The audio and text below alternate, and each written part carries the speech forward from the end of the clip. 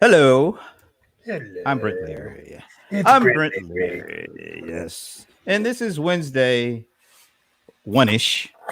And you know what that means? It means watching Amazon is back after a 1 week hiatus. I take all the blame, of course. It was all my fault. I am a stand up person. When I make a mistake, when I'm at fault, I will claim it. I will not pass the buck off to Uh-huh. anybody. Uh-huh. That's Uh-huh. all I have to say. You know what? You should run for president. No, that you run for president if you do pass the buck Oh, yeah, and whatever. you take credit for No credit. everything and blame All for credit, man. nothing. All credit. It was the best missed week ever. That's right. It was so good, and it was good because I did it. Anyway, it's watching Amazon, and who are you? The bold one, the cold one, John Colder Ice Lawson. We'll give you that. We'll give you that. I'm Brent Leary, He and is. I'm back, baby. Did I actually just say that? Damn.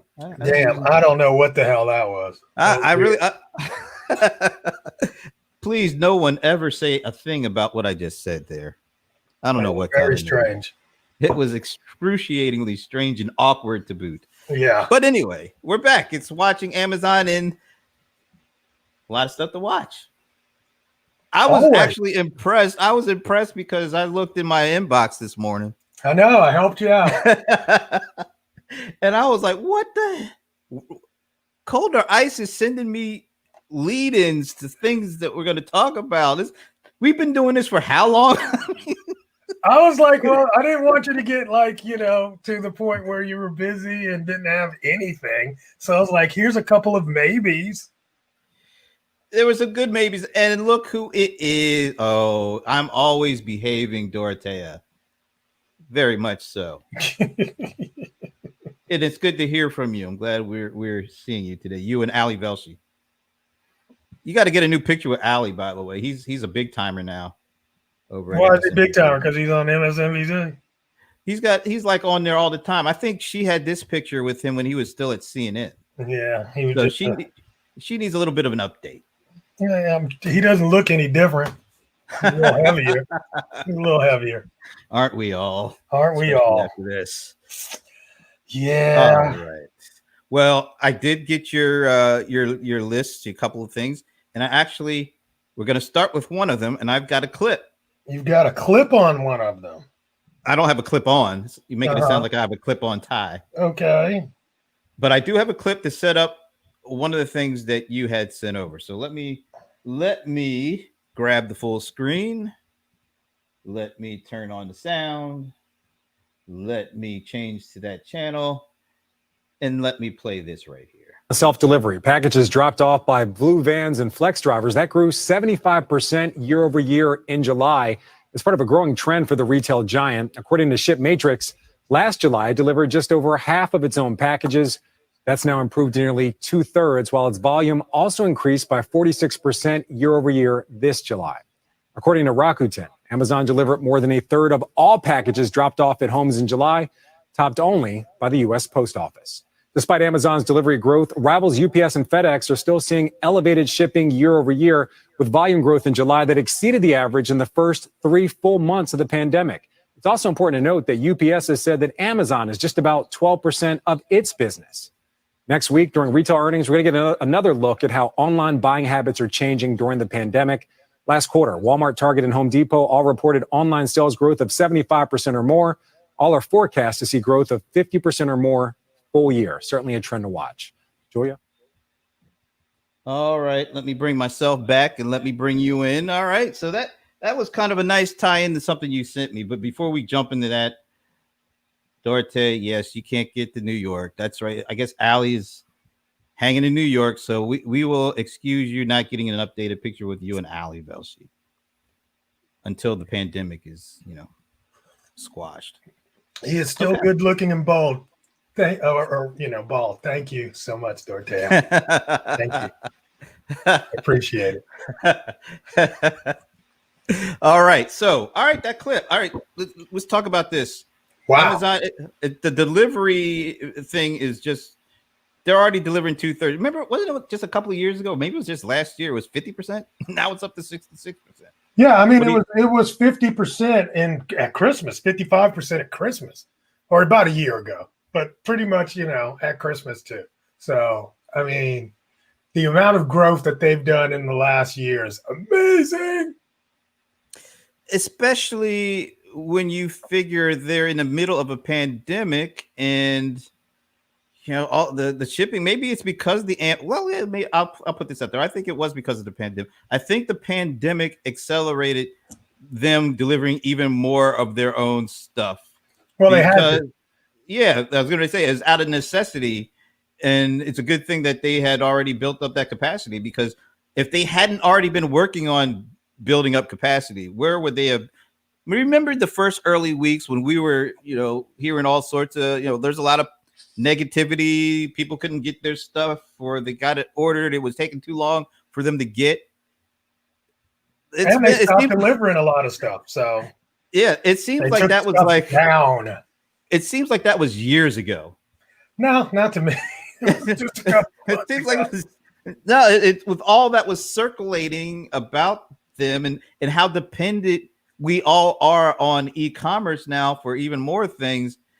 They were getting hammered, and it just feels like I don't think they're getting hammered anymore, and they're taking on more of the responsibility to get our stuff, and they seem to be handling it pretty well, all things considered. Yeah. Okay. Somewhat. I mean, again, I get it. I get it. It's amazing that they're doing these things, but the numbers are a little bit overinflated when you actually think of what's going on in the world right now. It's like Amazon's delivering 66% of their packages. Well, they have to, because when everybody started ordering grocery, they had to ramp up delivery so that they could meet the need for the grocery. So now, since grocery is a bigger portion of delivery, suddenly 66% of the packages are being delivered by Amazon. Is it 66% of the non-grocery packages? Probably not. Yeah, but then let's pop up this other thing that you brought in here.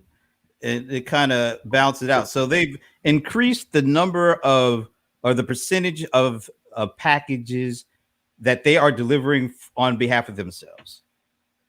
But then you look at this. So they've done that while cutting 1,200 drivers. What does that tell you? I mean, they're amping up their ability to deliver a higher and higher percentage of their own stuff while doing a move like this. What is that saying here? What does this mean? Well, I mean, they're not cutting drivers; they're actually getting rid of contracts. Well, delivery firms. So they're taking on more of the responsibility.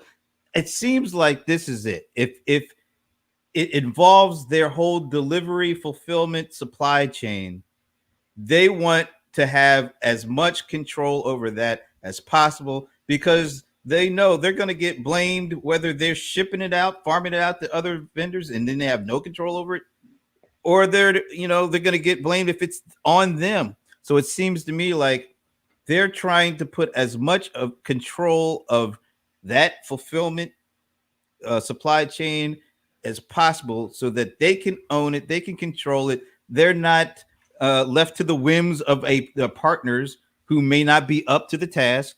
And so maybe because they're making moves like getting rid of third parties and bringing more and more of that capacity under their own umbrella, that's why you're seeing the ability to accelerate the amount of the percentage of stuff that they deliver. Yeah, it's a necessity.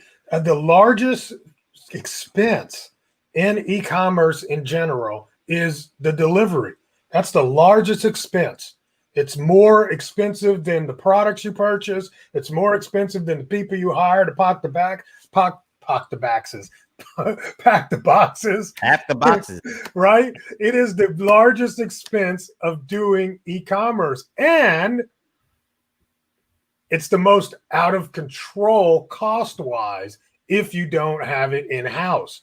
So building and taking and investing in what they're doing, what they're going to do is not just control the delivery and the speed and rates, but they're also controlling the cost, which constantly goes up and takes margins constantly. So this is such a great move. The fact that it got escalated, I honestly don't think it would have been a harder case for them to make to stockholders, right? For them to say, look, we're going to start doing this, and here's where we're going to spend $30 million this quarter, or 30 billion or whatever that number was. But in COVID, it was a good blanket for them to say, this is what we're going to focus on and get it done. And it's going to pay off long term for real. It's just, I think the thing that saved Amazon was their kind of their foundation has always been built on improving the ability to get people their stuff as quickly and as efficiently as possible. I don't think they could have just turned the spigot on at the beginning of the pandemic and gotten to where they are now, because it would have been too much to try to handle, without already have thinking like that and acting like that for years before the pandemic hit. So I think maybe what gets maybe overlooked a bit is the fact that they had this culture, and they had this focus, and they were already investing, right? Yeah. So they were investing in last mile. They've been investing in going from 7 days to 3 days to 2 days to 1 day. And because they already had all that stuff lined up and they were already working towards that, when the pandemic hit, they were able to just say, all right, we already got everything in place. Now we have to drive full bore into this, no holds bar. And because they already had that infrastructure set up, they were able to do this. I don't think anybody else could have done this because nobody else was planning and developing that kind of structure and foundation. Well, the thing is, they did, take a risk. They did go offline to do this. It wasn't like just the smoothest, thing. But also at the same time, if you look at the end of that clip, I saw, what is it like? They said like Target e-commerce was up 174%, and Walmart knocked it out of the park and doubled their e-commerce take. So this is a period of a growing pie, and also the tide rising all the boats. Yeah. And a lot of companies, I've talked to small SMBs that are also doing amazing things to step up to the plate and handle, where we are now, the new normal. A lot of businesses really are doing well, transitioning based on COVID. Oh, interesting. It was out of necessity. They had to, because people had to buy stuff and they couldn't go to stores. By the way, check out Dorothea doing a Kojak. Who loves you, baby? Yeah, I bet she didn't think we were going to get that. Yeah, we got it. I'm just surprised that you knew that, Dorothea, because that show that's been off for about 40 some odd years. Yeah. 70s, man. Check the reruns, I guess. All I need is what do you call it? Oh, Lollipop. Lollipop. He used to do the lollipops, didn't he? Yep. Who loves you, baby? Yeah, that's it. All right. I got another clip. Oh, yay. But, it's setting up another good discussion. Wait a minute. Before I do that, what did she say? Really? Yeah, everybody is doing good. It's not just these guys. It's also Home Depot. I had a clip with Home Depot and Walmart. Dude, everybody is kicking it. Whoa. Instacart. It leaves Instacart in a great position because Walmart just announced that they're partnering with Instacart. Okay. And what that really means is that Walmart's getting out of the delivery game. Pretty much. They failed at that. I was getting ready to say, are they getting out? Are they running scared out? Because they got scared out. But see, they got all the physical locations, so they should work with a partner. Or try to buy somebody and let them do what they do best. Yeah, do like Amazon. Work with somebody, then steal the business.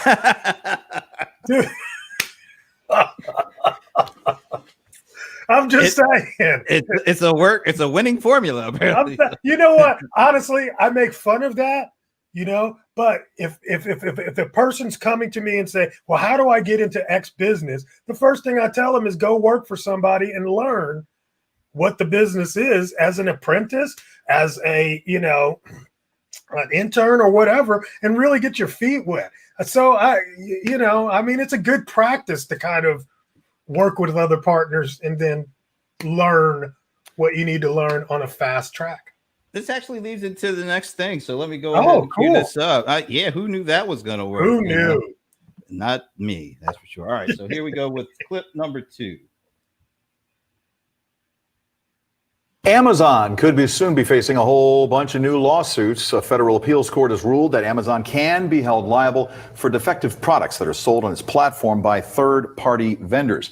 More than half of the businesses on Amazon's site are actually handled by other companies who just use the platform to sell to their customers. Interesting. We'll keep an eye on that. All right, so let's talk about this one. Let me bring you back onto the screen if I have to. All right, so yeah. How big a deal is this? Amazon lost a suit. Somebody got some bad goods. They didn't want to just sue the third party who sold it to them, but they wanted to also sue Amazon because they were selling it via the Amazon platform. And this judge says, yeah, Amazon could be on the hook. What do you think the impact of this will be? I have some thoughts, but I want to hear yours first. Well, the impact will be minimal. The reason why I say the impact will be minimal, it depends on if it's going to be executed based on this judgment, or will they be able to go and keep it in the system while they appeal this decision. So that's going to be the biggest telltale on how it's going to impact. So let's say this actually gets implemented right away in California. Man, it could be really bad for Californians. All right, you got to explain that. Well, I mean, the deal is at some level, Amazon's going to probably stop offering that service for a while they work that out. Right? What are you thinking? All right, so I got a couple of thoughts here. Of course, it's good for at the end of the day, it seems to be good for consumers. Yeah, they'll be more protected.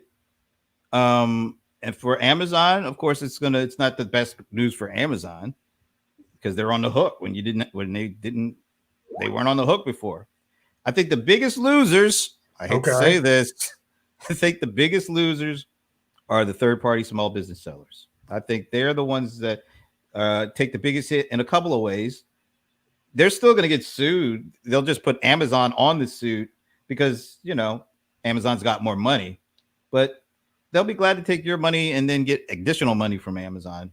That's kind of the way I see it. But here's the worst part for small business sellers. I think that this is going to cause Amazon to be even more strict on what third parties can do and how they sell and what they're going to have to prove in order to make sure that what they sell is not only accurate, but it's in perfect condition. And that means you're going to have to spend some additional resources and maybe some time getting over the new hoops that Amazon is no doubt going to be putting into place. Because if they don't want to get sued, but if they do get sued, there might be some contractual arrangements between Amazon and the third-party sellers to say, hey, look, if we get sued because of your malfeasance, we're coming after you. So I think that's not a good thing for the third-party sellers. Well, the thing is, other platforms eBay's been working on this for eons. So this might level the playing field for other marketplaces as well. Amazon might not be as attractive for some products for people. It'll definitely handle or get rid of a lot of the knockoffs, right, that people complain about. I think Chinese sellers really should be shaking in their boots a little bit when they have low, quality product. So there's a lot of, like you said, there's definitely going to be a lot of blowback.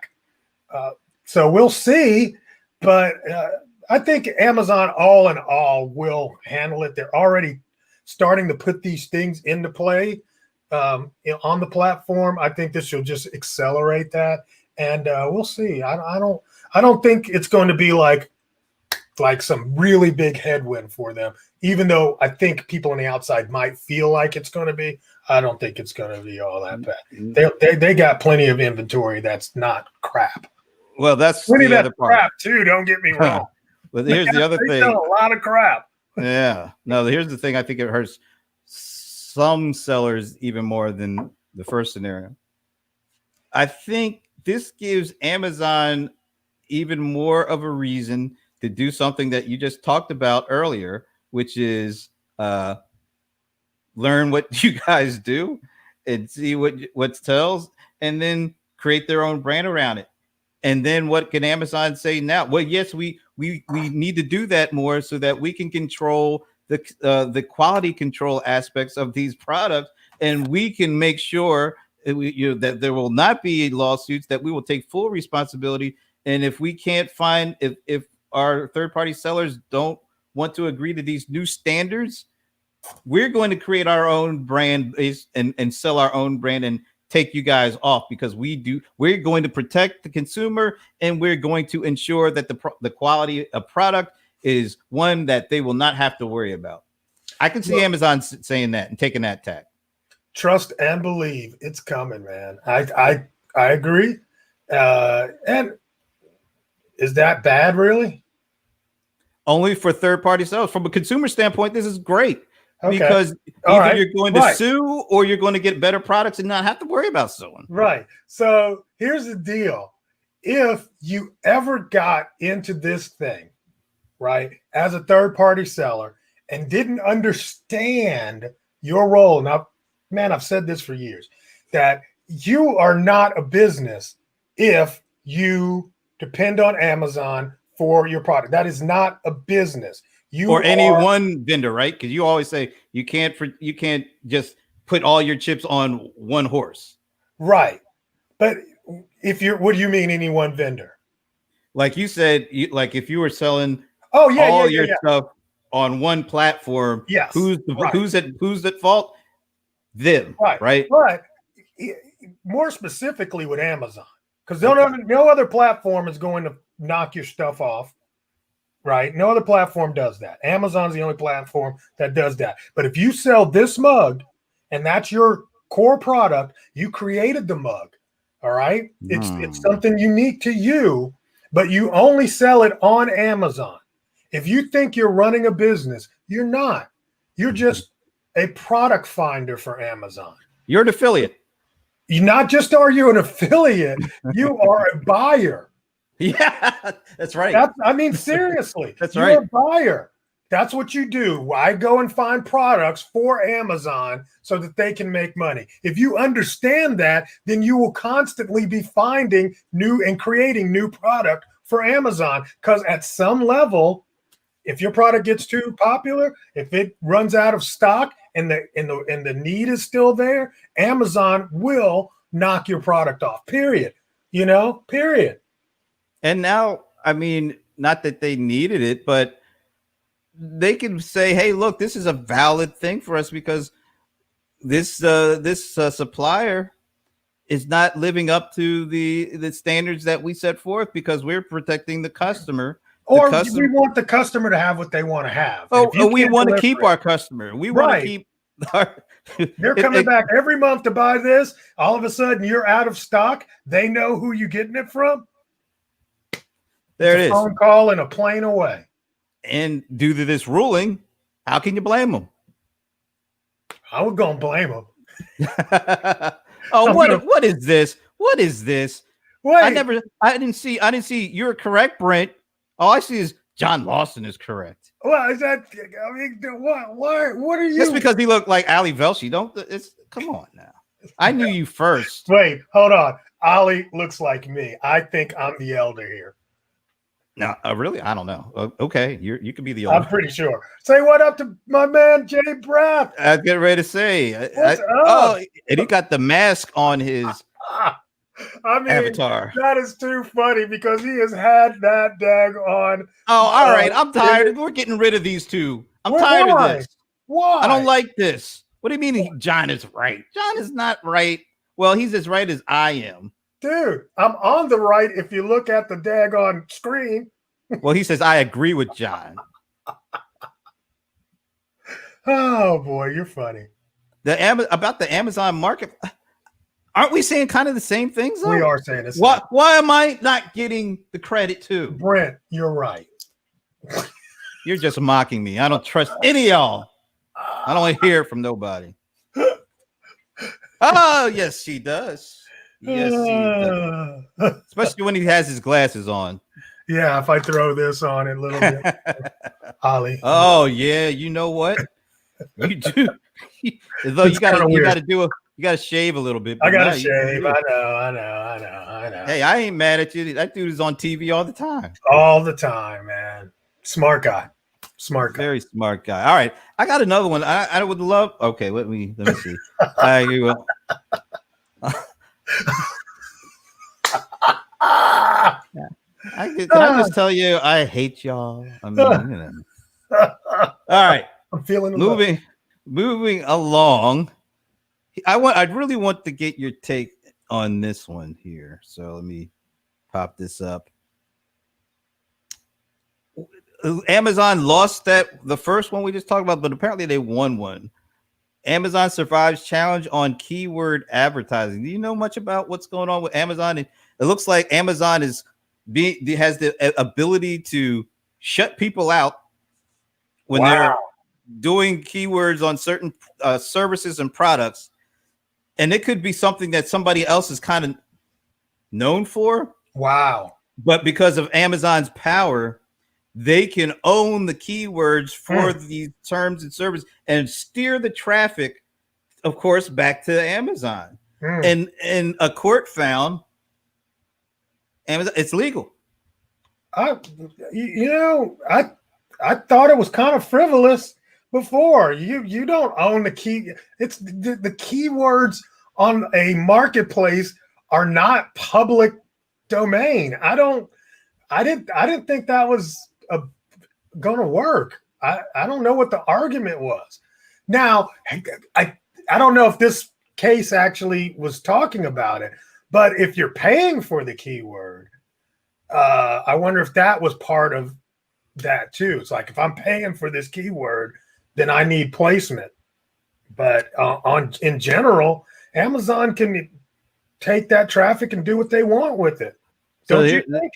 Yeah, here's the kind of the crux of it. Amazon purchased certain keywords for use in sponsored advertising, including keyword baiting through Google AdWords program and on similar programs offered by Bing and Yahoo. Now, the owner of Baden trademark, alleged in her complaint that the campaign diverted online traffic to a landing page on Amazon's website displaying competitor products, which reduced her online traffic and decreased sales for her products. That's a frivolous case. Had she known, she probably wouldn't have spent that money. I mean, just think about it, dude. I couldn't get my freaking name, johnlawson.com, for years, right? And competitors will take the opportunity to, if you are a well-known person like a Tony Robbins, you put that in, trust me, other people are taking that traffic from your search on that platform like Google. If I pay higher, I get the traffic. If Amazon pays higher, they get the traffic. No, I don't like that. I don't like necessarily that Amazon's able to do that, but there's no way in hell I would say, let's not do that, because the downstream impact would be really, really bad for all businesses. Yeah, there's no way this was going to win. There was no way that was going to. I thought they were talking about on the Amazon platform. They're talking about on Google. Yeah, no, this is all search word marketing. Yeah. Oh, come on. That's crazy. The people that she should be upset about more so is Google, because Google is the one who has basically take organic search and lowered it to the point because all the stuff when you put in a name, a word now, it's like the first half of the first page is sponsored stuff. Any word can be monetized. Any search keyword can be monetized. So why would we take, what is that, Baden out of that equation because you're a trademark? No, absolutely. But like I said, she ought to be suing somebody like Google or somebody because look, if she were to win that with Google, what would Google do? Oh, they would change that right away. They would delist her. Everybody that puts that word in wouldn't get any traffic. It'd just be a blank screen. Now, is that what she wants? I think she must have wanted organic results at the top, and I guess maybe she optimized for. I mean, look, I understand the frustration, but she is taking that. She was going at it completely wrong. Amazon is playing the game that Google has set up, that Bing has set up, that Yahoo has set up. They offer key marketing opportunity. I mean, it's like that's just another marketing opportunity.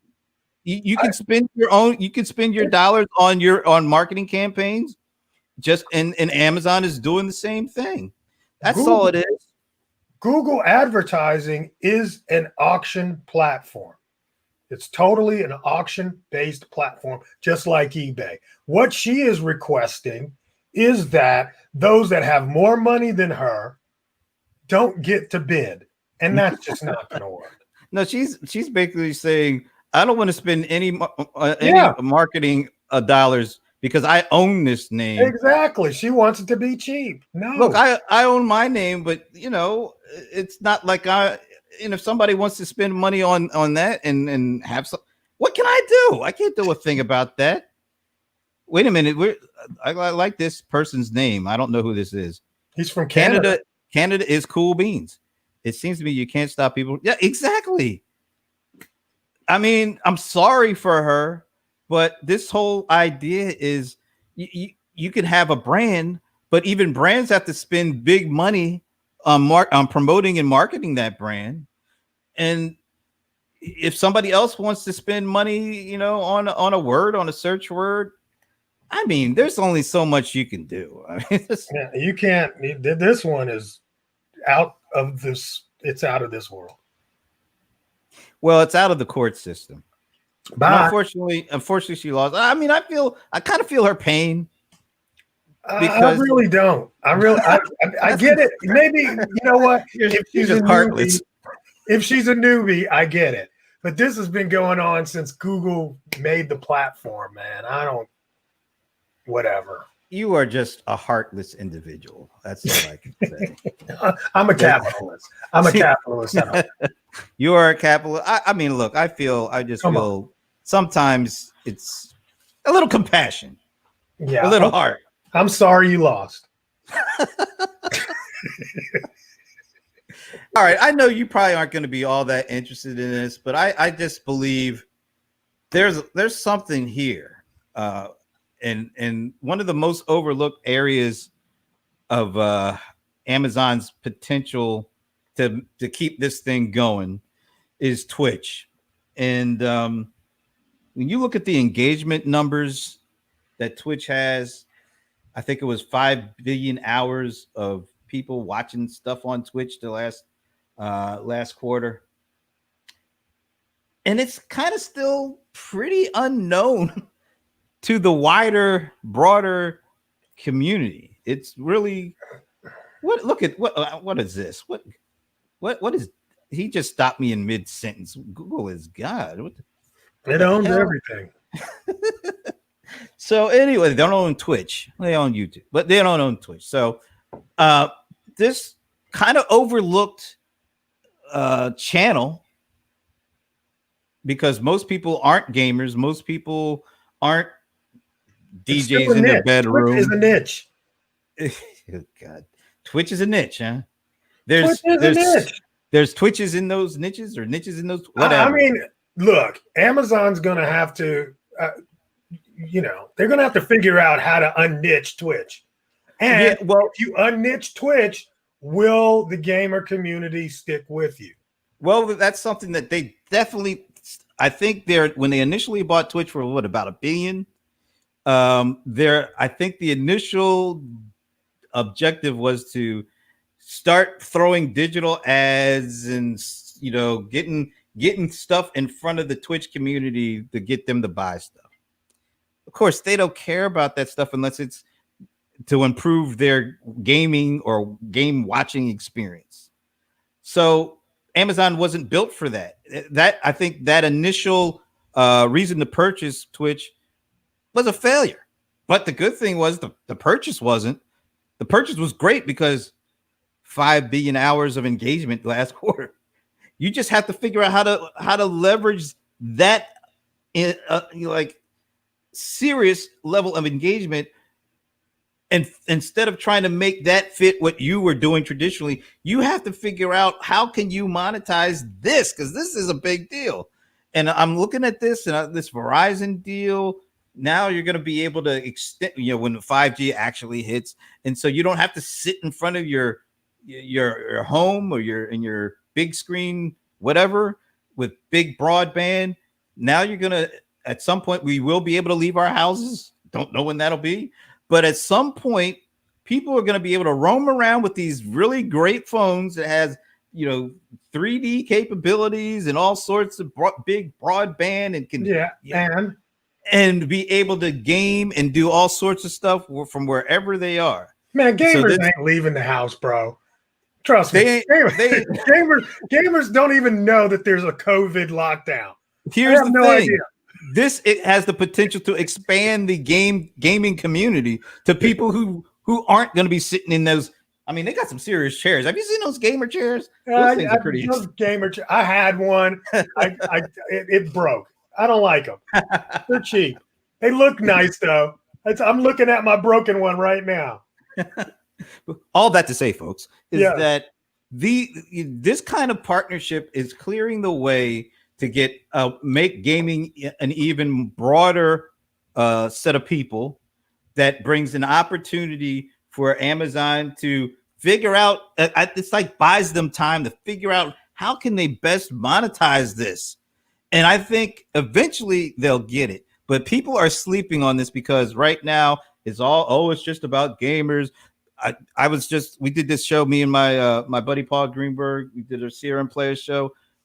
We do CRM Player Sports. So we were talking to the president of the San Jose Sharks. His name is Jonathan Becker. He used to be a CMO over at SAP. Now he's the president of the San Jose Sharks. And he told us that they had not done a thing with Twitch before the pandemic. But when the pandemic hit and they were trying to figure out ways to stay engaged with the customers or the fans, what do they call those guys? Season ticket holders. Mm-hmm. They were trying to figure out ways to stay connected with them throughout the pandemic because, the season was going to pick back up at some point. So he said, one of the things we tried setting up our own Twitch network, and we created a partnership with EA Sports. And so they started doing, hockey esports with the San Jose Sharks. And they were able to take like their fans, season ticket holders, get them to send in information about who their favorite player was. Didn't matter what era it was. It could have been a current player. It could have been a previous player. Gave them, wanted to know like their jersey size, and they placed their fans into the esports hockey game, playing alongside their favorite players. And they had their actual team announcer announcing the game in esports. So they were living the experience of playing hockey alongside their heroes and hearing their name announced by a completely immersive experience. And he said that you turn the light switch on for what'll happen after COVID, because now they're looking at how they can incorporate and immerse their season ticket holders, not just in watching the sport, but being a part of it, because these younger generations don't just want to watch, they want to be a part of this thing. They do. I definitely agree. But don't underestimate the people that on Twitch are not necessarily active gamers that are just I'm a watcher. Yeah, I there's a lot of watched, lurkers. There's a lot of lurkers. yeah, I mean, I watch people play the game that I love, StarCraft. I can't play it anymore. I'm too old to be sitting up all night long trying to learn how to do the new strategy, but I still love watching good matches. There are esports tournaments where they're paying $1 million for the winner of the freaking tournament, or $1 million. And they've got these, amazing players they have rankings. Esports is so huge. Esports, I'm almost going to say esports in the next maybe 5 years will eclipse regular sports, live sports, in terms of money inside of it. Okay. I'm going to say that. Because I think they work hand in hand. I think you don't have esports without regular sports. Well, there's no regular sport for a shoot 'em up killing game. There's no regular sport. What sport is that? I don't know what sport that is. I was just talking But about. that's what I'm saying. That's what these tournaments are. They're not soccer. I mean, I guess they got some soccer. No, they got esports football. championships. They got football. Yeah, they got that stuff. And just like fantasy football. They got all these things kind of work together to increase the level of interest in sports in general. It gives the opportunity for folks who can't play to be like GMs with the fantasy football, or to feel like they're actually playing with the whole channels. I actually like the idea of, and I have to go out there and look. I actually like the idea of somebody live calling the games, you actually being in the audience. Maybe you can even pick a seat. So when they run past in basketball, they see your icon, or whatever they call, not an icon, but they'll see your image in the game. That would be pretty awesome. The avatar. I mean, they're sitting. Have you been watching the NBA? I mean, they have virtual. They have really virtual audiences, right? Yeah, they have people in virtual. Each seat has a virtual person in it, and some of them are famous people, and so you'll pan by and say, "Hey, wait a minute, isn't that so and so?" And then but the whole thing is, it allows for another level of engaging with this sports activity. You know what? Here's the thing. Do you remember 2000? One of the biggest movies that ever came out was The Matrix, right? The thing was with The Matrix for me forever, because I'm a big fan, was how did they get the people into The Matrix? Now I understand how they got them in. Pandemic. All right. Right? You can't go out. All of a sudden, you put this thing on my head, and I'm immersed in this game. I can talk to the guy that's sitting next to me. We can cheer. We can eat peanuts and popcorn if somebody gives it to us for real. Why do I need to leave the house anymore? I'm telling you, technology is going to be there very soon, and it's scary. I'm going to wrap this all up because you're right. It is kind of, yeah, it is what it is. I mean, when do you want to go back to the coffee shop, Brent? I'm not even thinking about it. That's what I'm saying. I'm not missing us sitting there having somebody breathe on us. Can you remember all the people that used to stand behind our head waiting for their food, breathing on us? I don't want that. I'll stay here and stream you. Oh, so here's two things about what we just talked about. I want to bring this up because Twitch doesn't mean a lot to a lot of different people. Most people don't know what the hell Twitch is. Right. So I find this is kind of interesting. Amazon is ditching the brand of Twitch and going to rebrand like Amazon Gaming Services. This is it sounds stupid, but it's the time to do it now. Yeah, before they go live. Yes. Yeah, and it's so. What are they doing? They're setting it up to broaden the Twitch reach, and I think it's just smart to rebrand it. Like you were saying before, it's everything is not Amazon now. It's like Prime. It's Prime, yeah. So now we're seeing them expand or looking to expand the reach of Twitch. One of the things you do is you rebrand.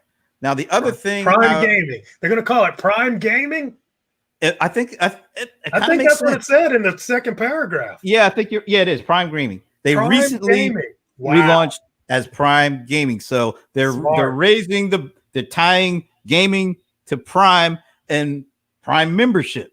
I Yeah. mean, it Yeah. makes a lot of sense. So I think after 5 years of owning Twitch, they are just starting to figure out how do they marry the Twitch brand and community more than the brand into the mothership.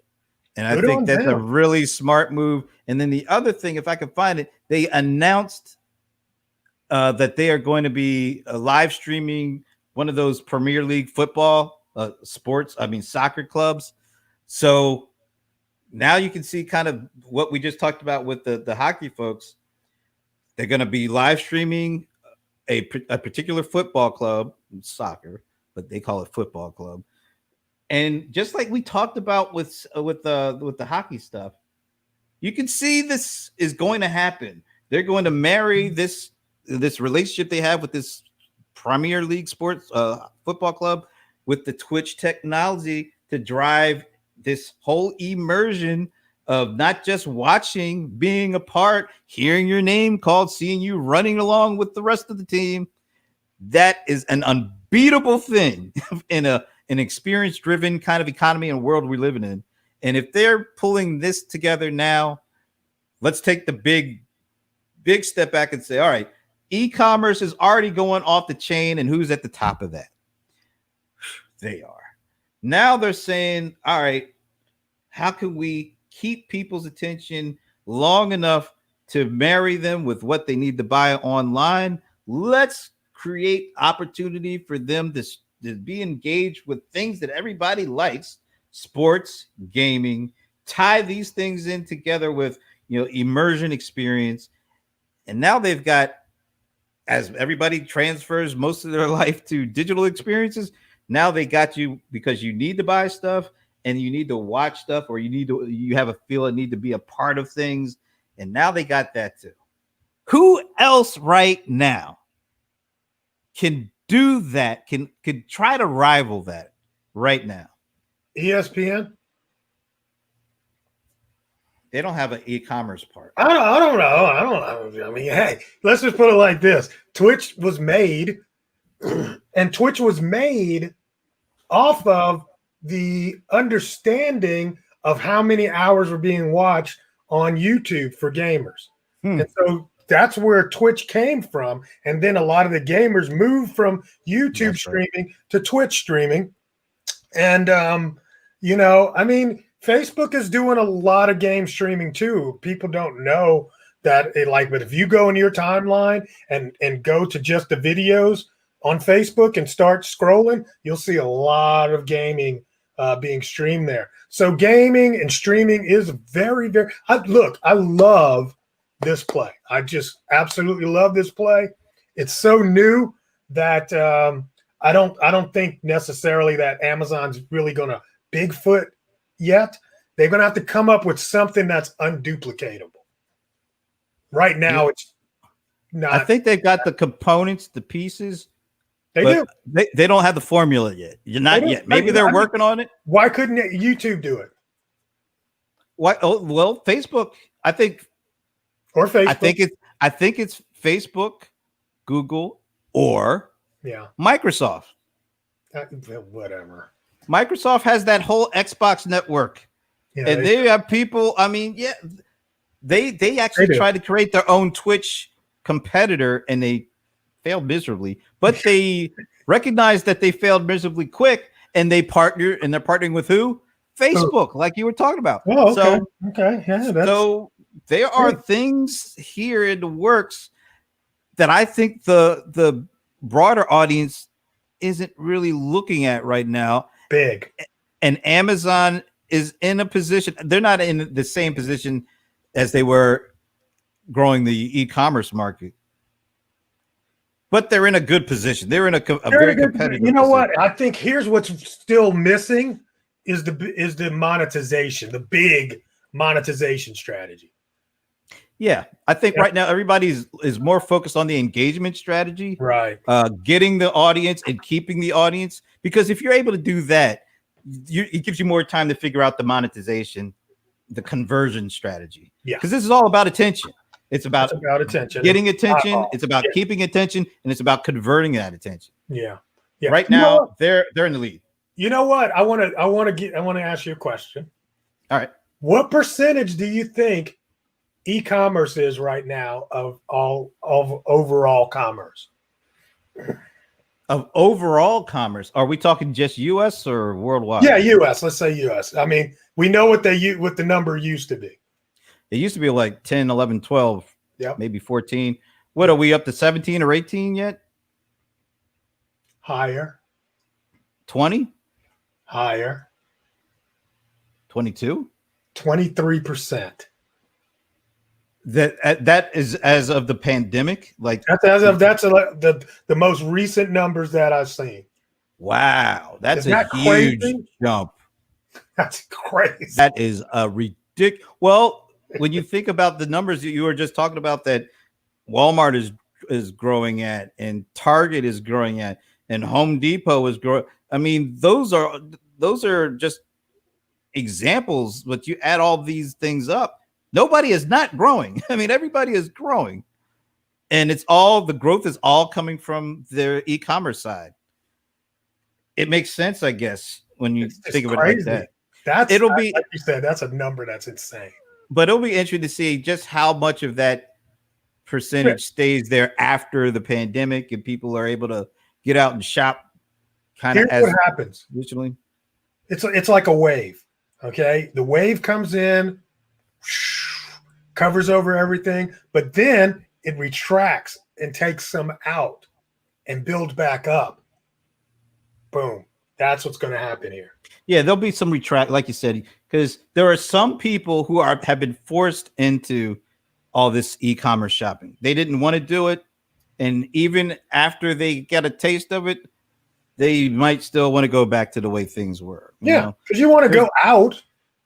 Right. Shopping was part of our going out. Well, it's part of the social experience. Right. Even I can recognize that from time to time, but get out of here. I'm not even putting that up. Get the hell out of here. You have to put it up or everybody that's watching doesn't know what you're talking about. Good, because he don't know what he's talking about. Anyway, look at the time. So Jay Brath agrees with me. He agrees with the Chia Pet. Man, leave my buddy alone, man. I had just talked to this guy like about an hour ago, and all he does is want to agree with you. Great. Oh, shoot. Yeah, that's too funny, man. Yeah, it's a laugh riot. Anyway, folks, it's at the top of the hour. It's 2:00. Good hour. It was fun. That was a lot of fun. Yeah. A lot of good stuff. Yeah, that was good. I really enjoyed today. And you know why? Because I provided most of the story.